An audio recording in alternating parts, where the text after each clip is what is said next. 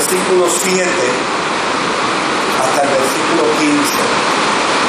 Segunda de Corintios, capítulo 4, versículo 7 hasta el versículo 15. Y leemos las Sagradas Escrituras a la gloria del Dios que es Padre, Hijo y Espíritu Santo.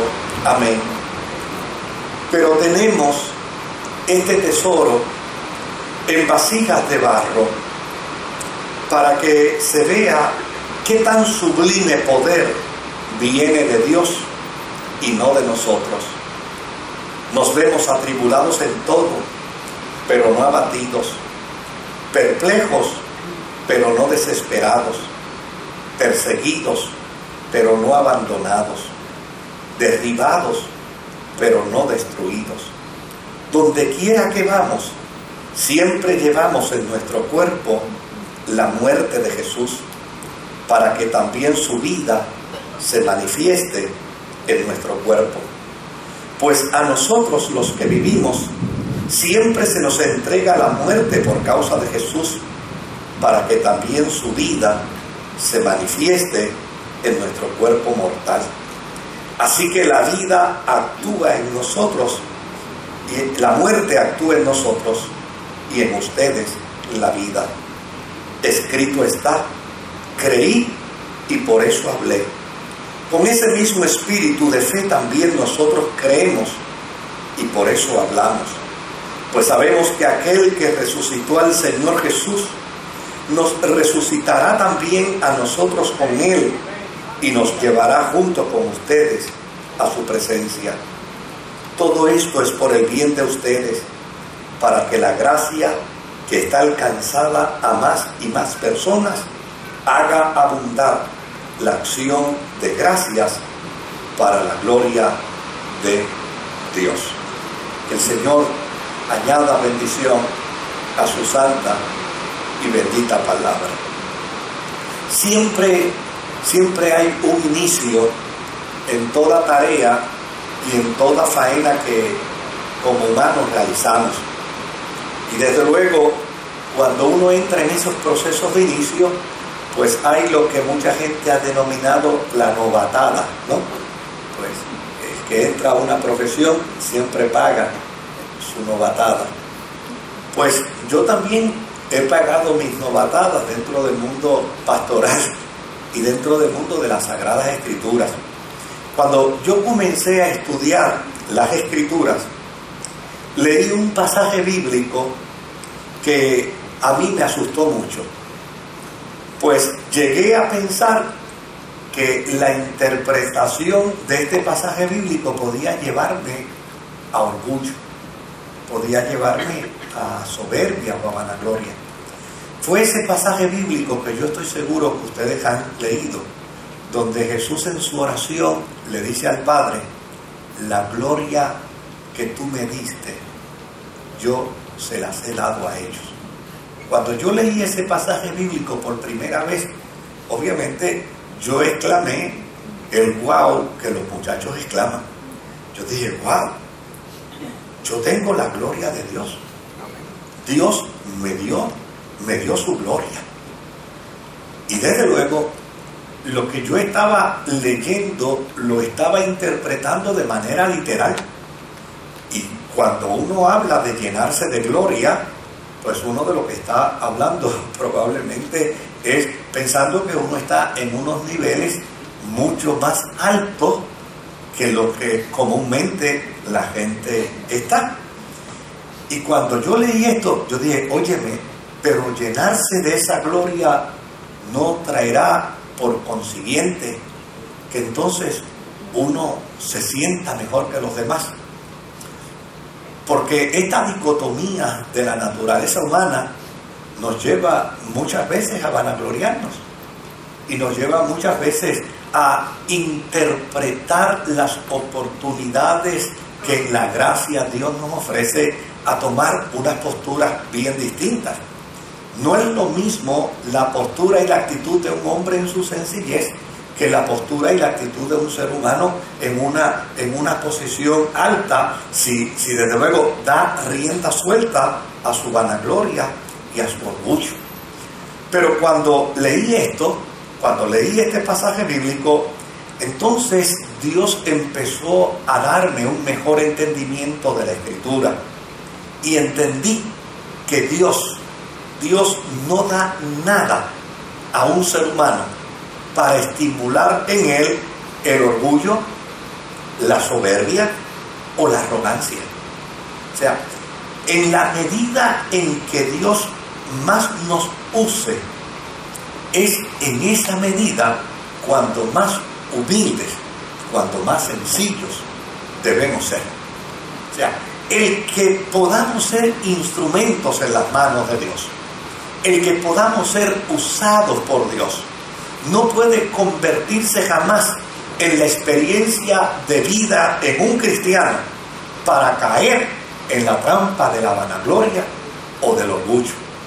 Desde luego, cuando uno observa a individuos entrampados en la vanagloria y en el orgullo, por lo general uno descubre lo que la palabra del Señor dice, que antes de la caída viene la soberbia y viene la altivez de espíritu. Por lo general, en la experiencia de la fe cristiana, quien cae en la trampa de la vanagloria, de la arrogancia o del orgullo, siempre termina estrellado, en lugar de ser estrella.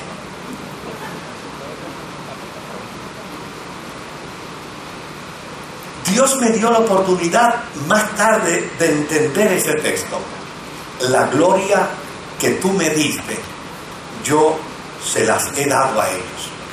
Y desde luego descubrí que la gloria de la que hablaba Jesús era la gloria de su encarnación, era la gloria de su humillación, era la gloria de haberse hecho carne. Porque Jesús no estimó bajo ninguna circunstancia ese proceso de degradación de su naturaleza divina a una naturaleza humana. No lo estimó como una carga, no lo estimó como una desgracia, sino que lo estimó como un privilegio del Padre, al que Él obviamente tenía que honrar. Y por lo tanto yo descubrí que eso de que la gloria que Jesús hablaba, que nos había sido dada a nosotros, es la gloria del servicio. Porque desde luego la función de Jesús fue una función de servicio. Él dijo, el Hijo del Hombre no vino para ser servido, sino vino más bien ¿para qué? Para servir. La gloria de Jesús fue la gloria de la compasión. De hecho, cuando Él inicia su ministerio, una vez inicia su ministerio, mire cómo lo inicia. Dice la Escritura que entró al templo y entrando al templo leyó el libro del profeta Isaías, que decía, el Espíritu del Señor está sobre mí por cuanto me ha enviado. Y cuando empieza a narrar para qué Dios lo ha enviado, todo lo que Él declara es una acción de servicio a la humanidad. Por lo tanto, la gloria que nos fue dada a nosotros fue la gloria del servicio, fue la gloria de la misericordia, fue la gloria del amor, fue la gloria de la mansedumbre, la gloria de la unidad, la gloria del perdón, la gloria de la justicia, la gloria de la bondad. Todos estos elementos están vinculados al Evangelio y desde luego son frutos que interactúan en la vida de todo hombre y de toda mujer cristiana. Ahora, lo que es interesante es que toda esa gloria, todo ese esplendor, toda esa riqueza le ha sido dada a la iglesia, le ha sido dada a los cristianos. Desde luego, si los hombres y las mujeres en Dios meditáramos un poco en todo lo que de Dios tenemos, créame, querido, pudiéramos correr el riesgo de caer en el orgullo, pudiéramos caer el riesgo de caer en la arrogancia o en la soberbia, porque tenemos tanto de Dios. Porque Dios nos ha dado tanto. Imagínense, la Biblia dice que Dios en su amor y en su gracia y en su misericordia nos ha concedido tanto de Él como no le concedió a ninguna de sus criaturas, como no le concedió a nada de la creación. Observe para que usted vea. La Biblia dice que Dios puso al sol como lumbrera, pero al sol no le dio nada de Él. Al sol simplemente le ordenó que alumbrara. Él puso a la luna como lumbrera, pero a la luna no le dio nada de Él. A la luna simplemente le ordenó que alumbrara. Ordenó las aguas, ordenó todo el sistema cosmológico, pero a ninguno de los sistemas le dio algo de Él. ¿Sabe a quién único Dios le dio algo de Él? Al hombre, al ser humano.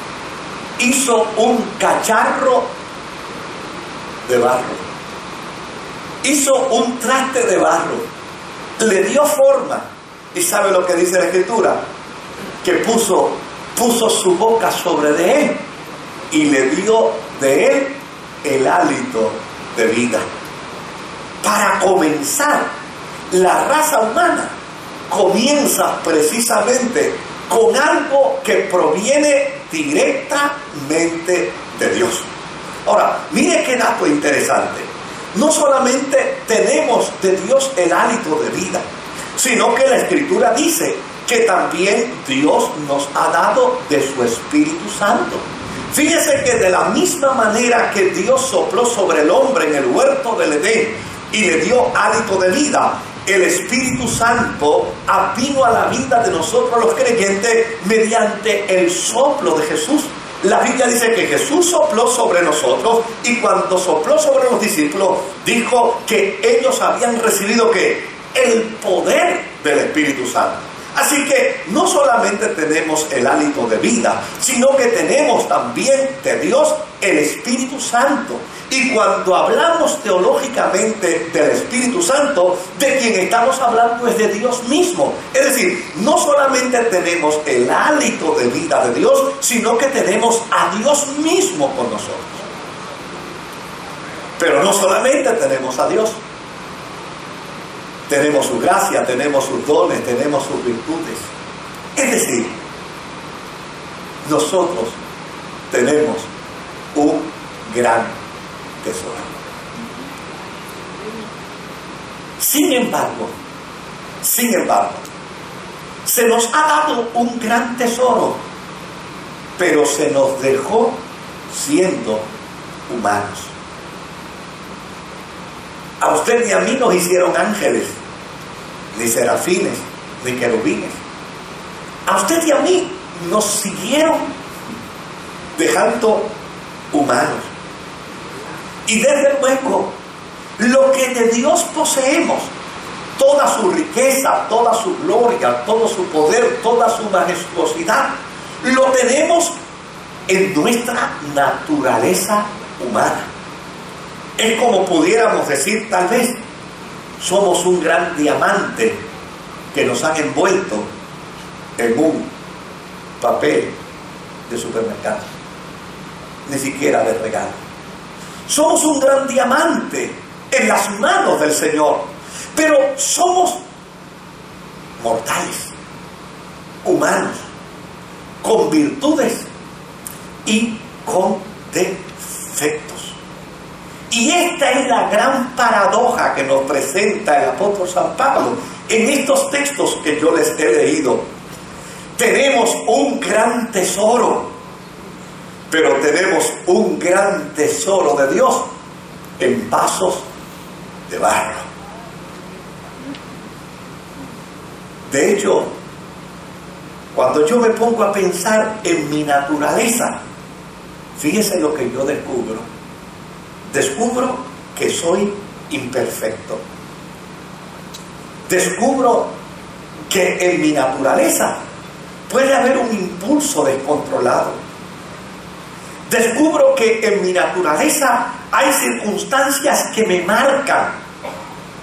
que me marcaron en mi niñez, que me marcaron en mi adolescencia, que me han ido marcando en el proceso de mi vida, y que llama y sencillamente, aun cuando trato en muchas maneras y en muchas formas de reaccionar apropiadamente, hay momentos en la vida donde no reacciono de la manera más asertiva.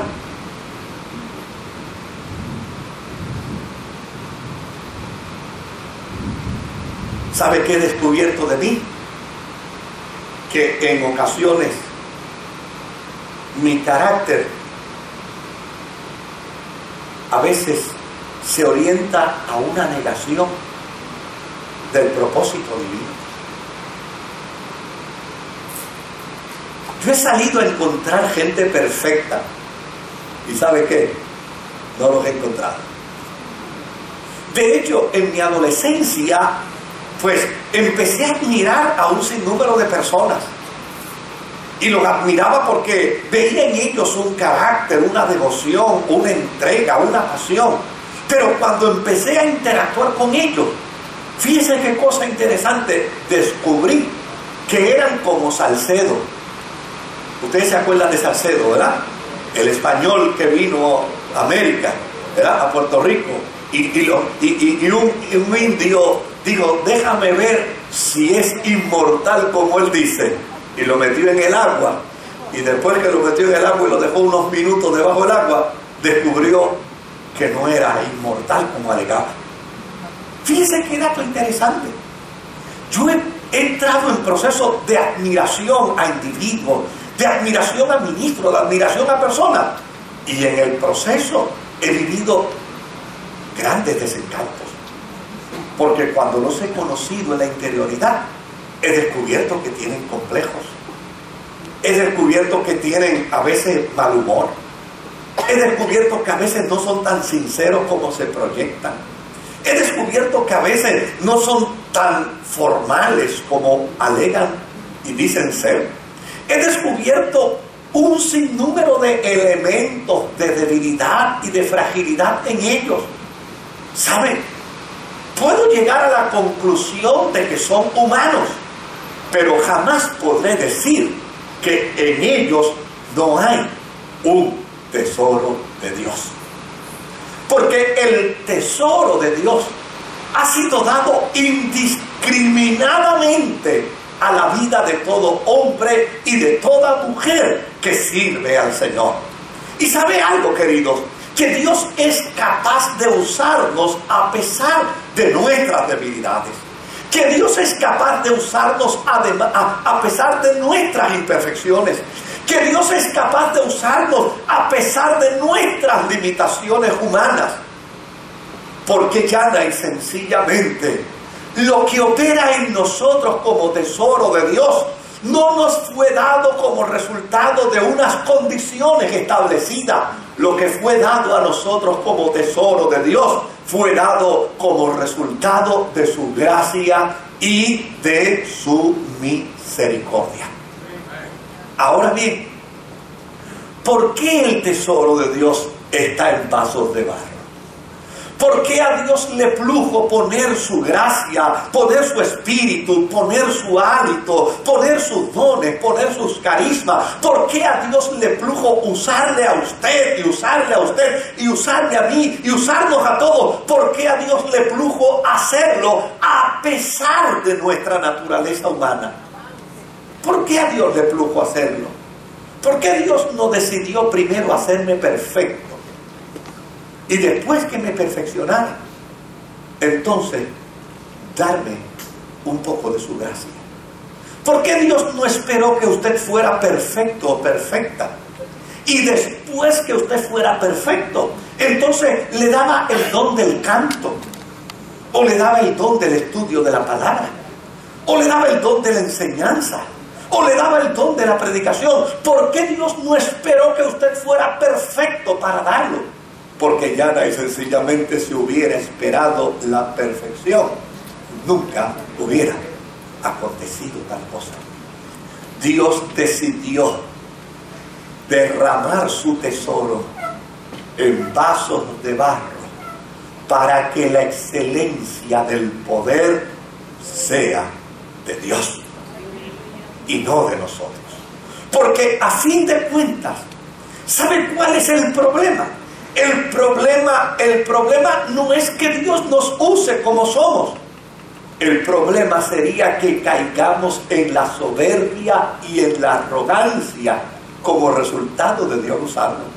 El problema sería que caigamos en la trampa de pensar que porque Dios nos usa es que somos perfectos. No, querido, la función de todo hombre y de toda mujer cristiana debe ser que aun cuando Dios le use como le usa, siempre debe considerarse a sí misma como un hombre y una mujer que lleva en su vida el tesoro de Dios, pero todavía sigue viviendo a nivel de los mortales.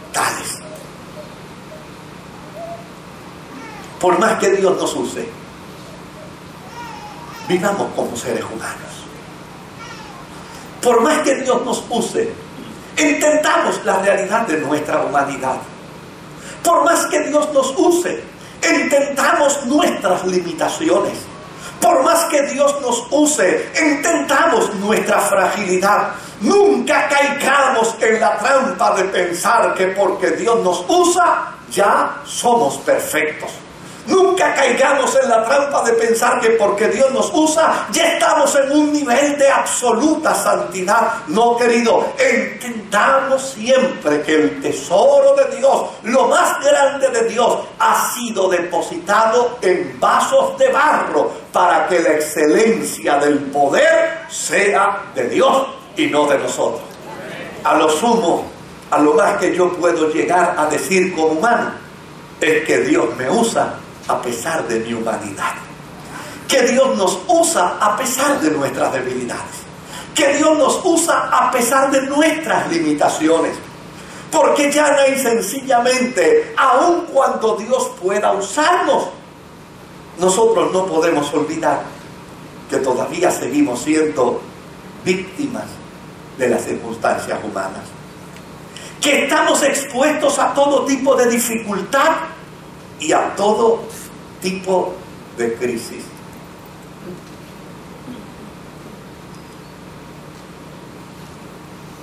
Que no importa el nivel al que Dios nos lleva, nuestra humanidad está presente y podemos sufrir experiencias agónicas y dolorosas.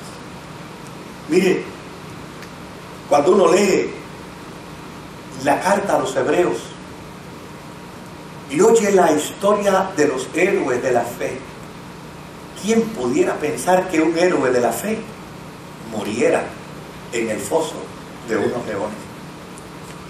¿Quién pudiera pensar que un héroe de la fe muriera en una hoguera?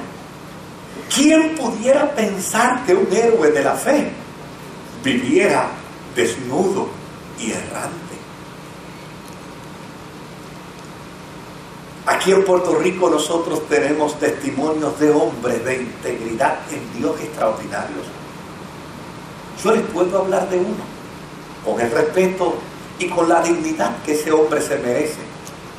¿Quién iba a pensar que un siervo de Dios, como el evangelista Gille Ávila, tuviera que vivir en su propia experiencia de vida el asesinato de una hija? Y luego, posteriormente, unos años después, tuviera que repetirse la dosis del dolor agónico al saber que su hija, que era su brazo derecho, ahora moría en un accidente automovilístico. Mucha gente puede tal vez preguntarse, pero ¿cómo es posible que a un hombre de Dios le pueda pasar tal o cual cosa? En Puerto Rico hay un apellido que nunca se olvidará en la historia del evangelismo puertorriqueño. El hombre fue una proeza de Dios de bendición a nuestra tierra. Se llamaba Francisco Olazábal. Francisco Olazábal fue uno de los predicadores que trajo el gran avivamiento de la década del 30 a Puerto Rico. Un hombre con un ministerio extraordinario. ¿Quién iba a pensar que Francisco Olazábal moriría en un accidente automovilístico? tuvimos la gran experiencia de Roberto Fierro en la década del 50. Un gran predicador que vino a Puerto Rico y creó una conciencia evangelística extraordinaria. Murió envenenado de un alimento. Estamos expuestos a todo tipo de dificultad. Estamos expuestos a todo tipo de crisis.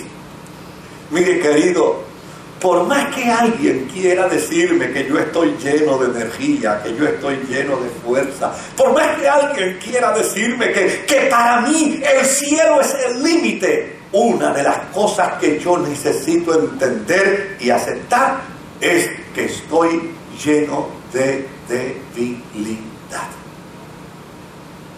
Que yo no soy un titán de la llanura. Que yo no soy Superman. Que usted no es la Mujer Maravilla, que usted es de carne y hueso. A mí me encanta lo que la Escritura dice cuando habla de Elías. Oiga, Elías, el que hacía que viniera fuego del cielo y caía fuego, el que ordenaba que las nubes desaparecieran y las nubes desaparecían, el que decía por mis pantalones no llueve más y no volvía a llover sobre la tierra de Israel. ¿Sabe lo que dice la Escritura? Él era un hombre sujeto a pasiones y a debilidades como las nuestras. Entonces, ¿en qué radica el regocijo de mi vida cristiana? En mis capacidades, en mi intelecto, en mi autosuficiencia, en mis habilidades, en mi destreza. No, querido, solo radica en saber que siento yo un vaso de barro. Dios ha puesto en mí y ha puesto en usted un tesoro incalculable de su gracia, para que de esta manera, en lugar de caer en la trampa del orgullo, de la vanagloria y de la soberbia, podamos entender con simpleza que si algo de utilidad tengo en las manos del Señor, que si algo de bendición soy en las manos del Señor, que si algo de bendición soy a la vida de una iglesia, de una comunidad, de unos amigos, de una familia, de unos hermanos, es solo porque el tesoro de Dios está en mí, para que la gloria toda sea para el Dios del cielo. El tesoro de Dios que está en nosotros no puede enajenarnos de nuestra fragilidad. No puede enajenarnos de nuestras limitaciones. Me encanta lo que leí con respecto a la historia de los generales romanos. Cuando los generales de Roma entraban a una ciudad luego de haber hecho una conquista, se le cantaban dos canciones. Mire qué interesante, dos canciones. La primera de ellas era una canción de reconocimiento a toda su fuerza, a toda su autoridad, a toda su conquista. La segunda era una canción de burla. Oiga, yo creo que de vez en cuando es bueno escuchar una canción de burla. Y usted dirá, ¿y por qué después que le cantaban una canción donde exaltaban la gloria del general, después entonces hacían una parodia para burlarse de él? ¿Sabe cuál era la intención? La intención era recordarle que por más que hiciera, él era humano. Por más que tú y yo hagamos, nunca perdamos de perspectiva que somos humanos. ¿Y sabe por qué es importante no perderlo de perspectiva? Porque cuando reconocemos y aceptamos la realidad de nuestra humanidad, llana y sencillamente procedemos como humanos sin caer en la trampa de la arrogancia y de la soberbia.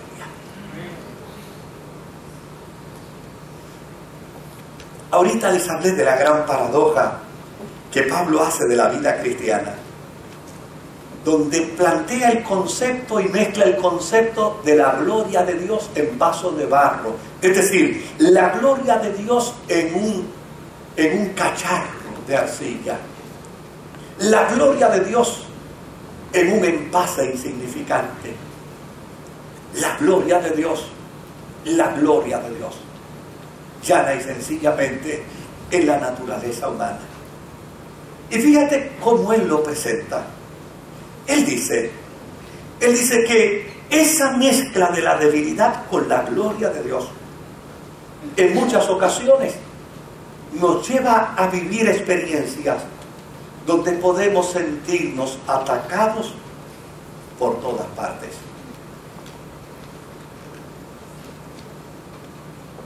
Si algo yo he aprendido en la vida cristiana es nunca preguntarle a Dios el por qué. Si se me daña el carro, pues se dañó el carro. Si me enfermo, pues me enfermé.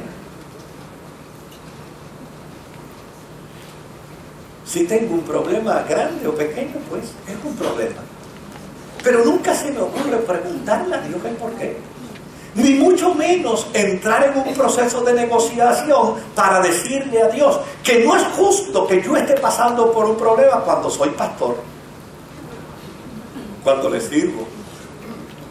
Nunca he querido caer en la trampa de negociar con Dios un favor a base de lo que realizo, porque lo que yo realizo no lo realizo por mí, lo realizo por su gracia, lo realizo por su misericordia, lo realizo por su bondad. Si con toda honradez yo llegara a una conclusión ante ustedes hoy, querido, yo no merecería bajo ninguna circunstancia ser lo que soy. La única razón por la que lo soy es por la gracia de Él, es por la misericordia de Él, es por la compasión de Él. Ahora, entendiendo ese concepto con esa claridad, mira lo que nos dice Pablo: yo puedo estar atacado por todas partes, porque esa es parte de la realidad humana, eso es parte del proceso de la vida humana. Oiga, ¿verdad que a veces que nos vienen ataques de todos lados?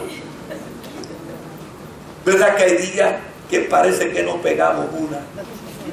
Pero mira lo que dice el apóstol: puedo ser atacado por todas partes, pero nunca me sentiré acorralado. Es decir, siempre Dios abrirá una puerta de escape para que yo salga airoso. Mira lo que dice: sometidos a toda clase de presión.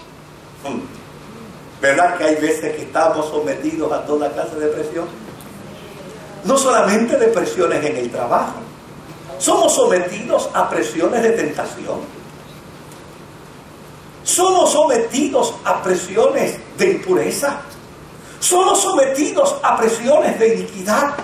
Pero mira lo que dice: sometidos a toda clase de presión, pero siempre Dios me provee una alternativa. Lo que quiere decir es que la gracia de Dios en mí me guarda y me cuida para que llana y sencillamente yo no sea víctima de mis propias circunstancias, sino que pueda entender que no soy yo, es el poder de Dios que opera en nosotros. Hace muchos años atrás, un distinguido pastor, ahí lo dejamos, vino a conversar conmigo. Y desde luego quería plantearme todo el dolor, todo el sufrimiento que estaba padeciendo. Yo percibía que había algo más que él me quería decir, pero no lo decía.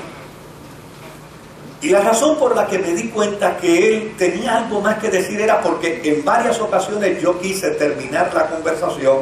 Aquí está Nini, y Nini sabe cómo yo termino mis conversaciones, ¿verdad, Nini? Y las veces que yo quise terminar la conversación, él quería seguir hablando. Y yo me di cuenta que realmente había algo más que él quería decirme, pero no se atrevía a decirme. En el proceso de la conversación, le dije: ¿hay algo más que tú quieras decirme? Y entonces me dice esto: chico, yo quisiera decirte algo, pero tengo tanta vergüenza. Tengo tanta vergüenza por el ministro que soy, por el predicador que soy. Olvídate, dime. No hay nada que te haya sucedido a ti que no sea humano. Eso es lo que dice la Biblia, ¿no? Eso es lo que dice la Escritura.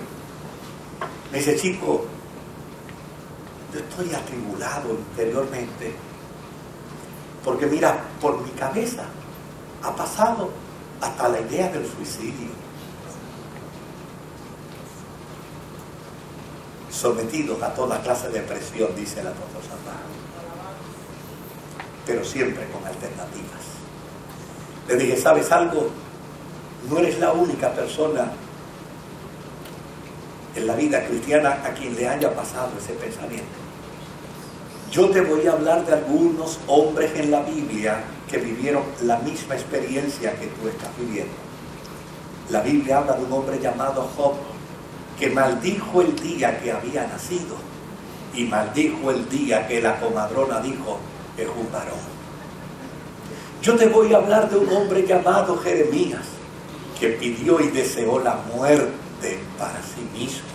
Y te voy a hablar de un hombre llamado Elías, que le pidió a Dios en medio del camino que le matara y que le quitara la vida.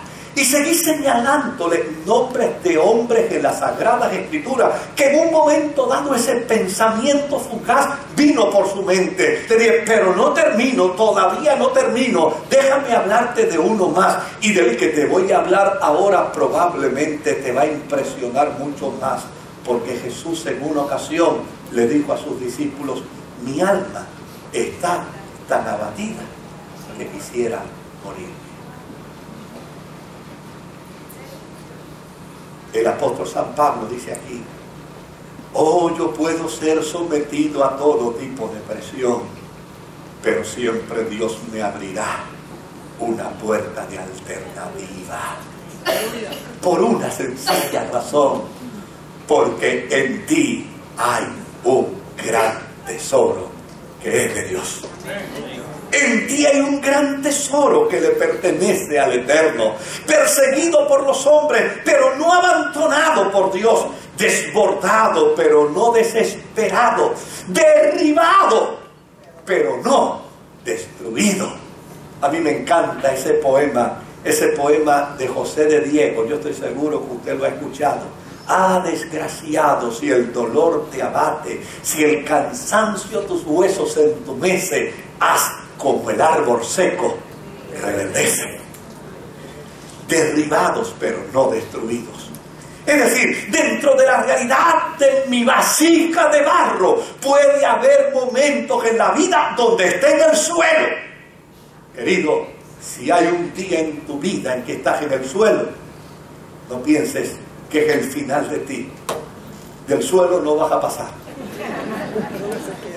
Todo lo que surja después de haberte caído en el suelo va a ser ganancia para tu vida. De ahí Dios extenderá su mano y te levantará. Por eso dice el apóstol San Pablo, en el suelo, pero jamás derrotado. ¿Por qué Dios permite todo esto?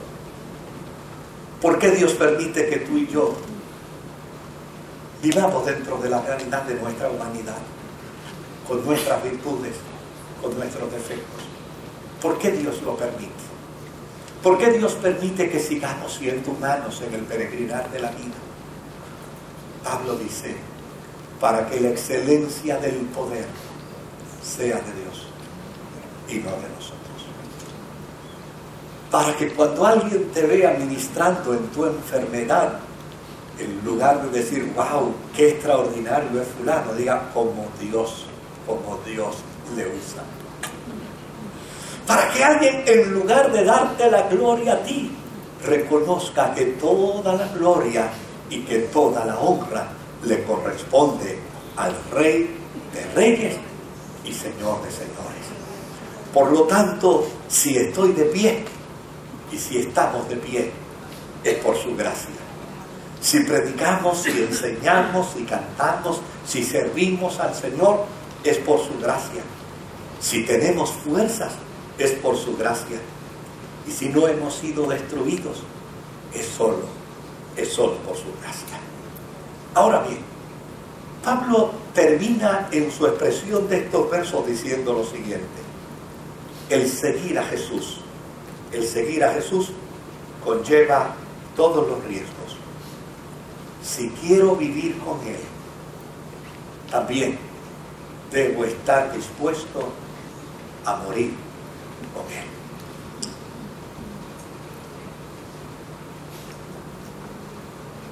allá en la iglesia donde yo me crié había un hermano que cantaba muy bien y dirigía muchos devocionales, pero a mí me daba gracia cuando él dirigía el devocional y cantaba un himno que decía: oh, yo quiero andar con Cristo. ¿Y sabe por qué me daba gracia? Porque él cantaba el coro de esta manera: oh, si yo quiero andar con Cristo, oh, si yo quiero vivir con Cristo, oh, si yo quiero con Cristo.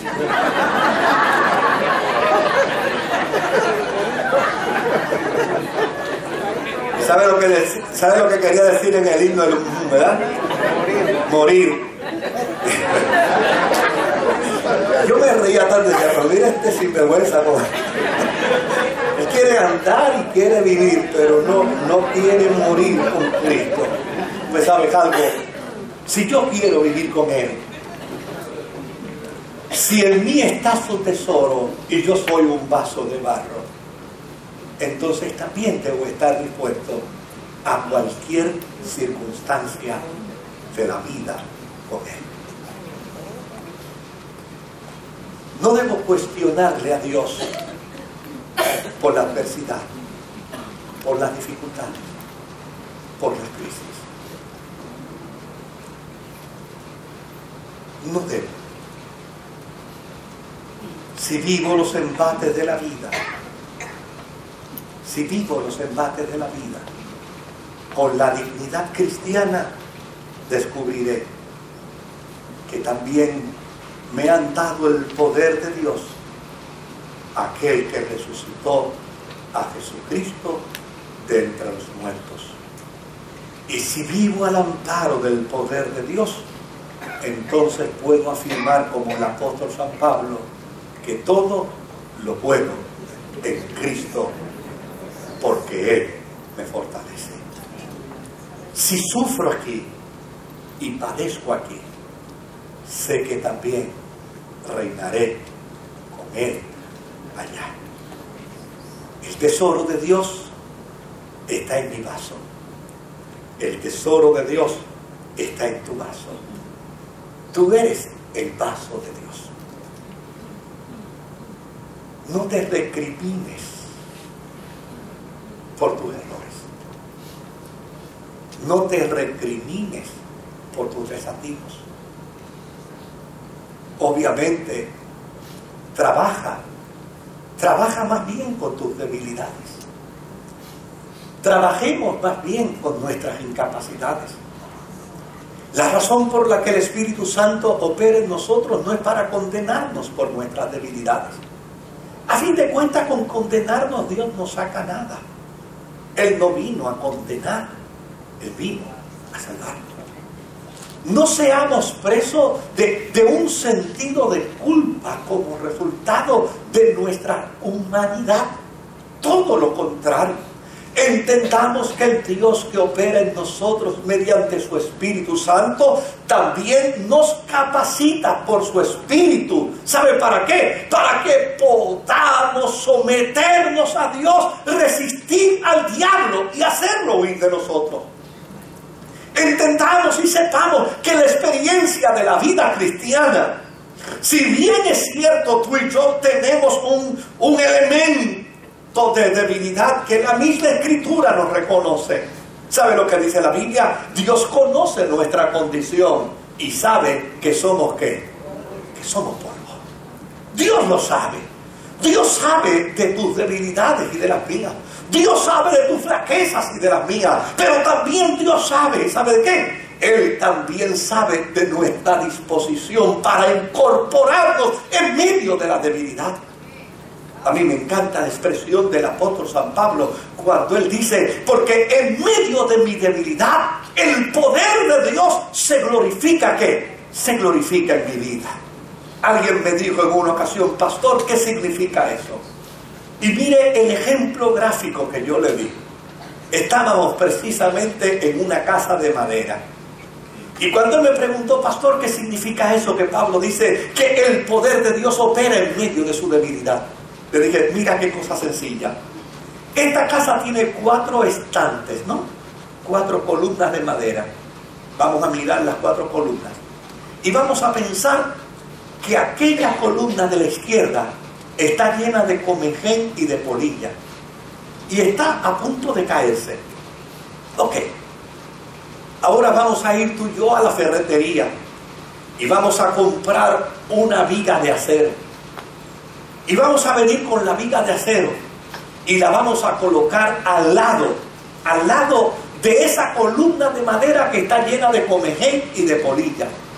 Ya pusimos la columna de acero al lado de esa viga llena de comején y de polilla. Vamos a salirnos afuera un poco y ahora vamos a mirar la casa. Te voy a preguntar, de las 4 columnas, ¿cuál es la más fuerte?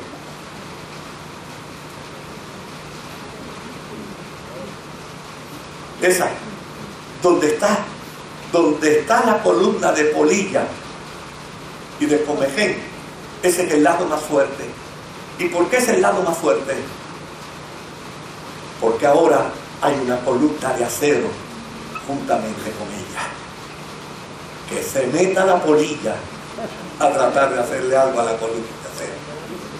Querido, cuando tú y yo en medio de nuestra debilidad ponemos a Cristo, ¿sabe qué? El área de nuestra debilidad se convierte en el área más fuerte. Por lo tanto, no caigamos en la trampa de autojustificarnos, ni caigamos en la trampa tampoco de desvalorizarnos. No, en ti hay un tesoro de Dios. En ti hay una proeza de Dios. Dios no te llamó meramente para tenerte como un adorno ficticio en su escenario de vida. Dios te llamó para hacerte útil. Dios te llamó para comisionarte. Dios te llamó para capacitarte. Dios te llamó para prepararte. Obviamente, este tesoro de Dios está en un vaso de barro. Pero ese vaso de barro tiene que entender con perfecta claridad que con condenarse, con juzgarse, no hace absolutamente nada. ¿Sabes lo que me encanta de la experiencia de la vida cristiana? Que nos permite, si nos caemos, podernos levantar y seguir corriendo. Que nos permite, si erramos, poder rectificar y seguir corriendo. Que no importa cuál sea la dificultad por la cual nosotros podamos pasar, el tesoro de Dios que está en nosotros, vasos de barro, es para que la excelencia del poder sea de Dios y no de nosotros. Yo no soy el importante. El importante es el Dios del cielo. Yo no sé si ya yo les conté esto a ustedes, pero tengo que terminar los 4 minutos que me faltan.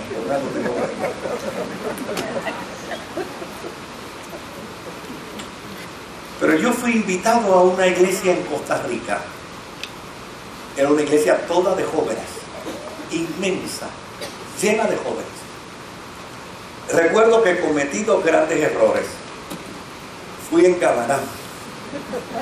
Y cuando llegué a la puerta, el pastor me dijo: ven acá a la oficina.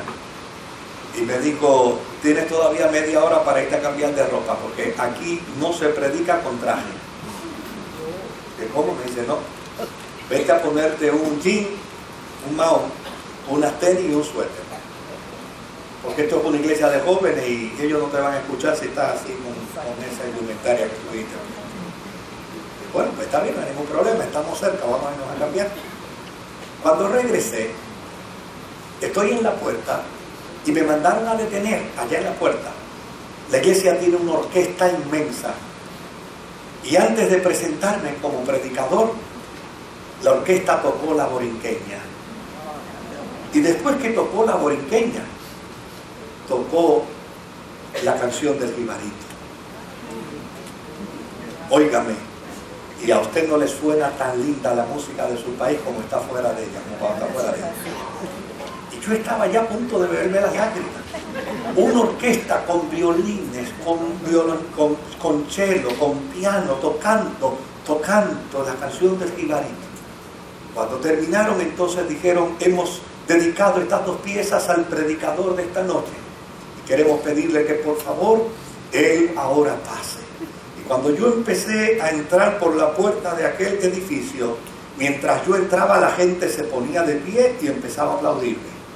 Y otros se seguían poniendo de pie y empezaban a aplaudirme. Y yo decía, mira qué cosa más interesante esta, mira qué bien hacen sentir esta gente a uno aquí. Todo el mundo poniéndose de pie y aplaudiendo, todo el mundo poniéndose de pie y aplaudiendo. Y era una fila, era un pasillo enormísimo y la gente se seguía poniendo de pie y aplaudiéndome. Oiga, yo casi me sentía como que yo era la persona más importante. De momento me mandaron a detener.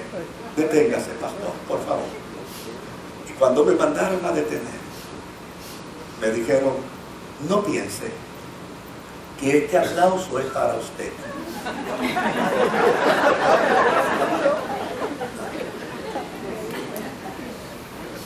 Usted es solo el burrito.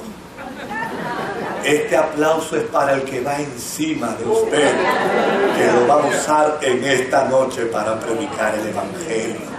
Oiga, qué maravilla cuando podemos entender que somos instrumentos en las manos de Dios a pesar de nuestra humanidad frágil. Porque llana y sencillamente lo que hacemos, lo hacemos porque Dios nos guarda, porque Dios nos protege, porque Dios nos guía, porque Dios nos dirige y Él ha puesto su tesoro en vasos de barro para que la excelencia del poder sea de Él. A Él sea toda la gloria, a Él sea toda la honra, a Él sea toda la alabanza por los siglos de los siglos. Amén. Inclínate.